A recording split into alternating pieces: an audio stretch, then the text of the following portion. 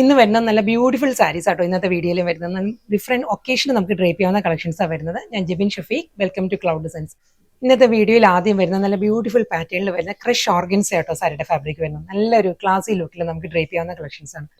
Multi കളറിലാണ് ആ ഒരു സ്ട്രൈപ്പ് ഡിസൈൻസ് വരുന്നത്. അതിൽ ലാവൻഡർ ടോണാണ് കുറച്ചുകൂടി പ്രോമിനൻസ് ചെയ്യും. നല്ലൊരു ഫീലിലാണ് സാരി വരുന്നത്. വെർട്ടിക്കലായിട്ട് തന്നെ സ്ട്രൈപ്പ് ഡിസൈൻസ് വരുന്നുണ്ട്. മുന്തണി.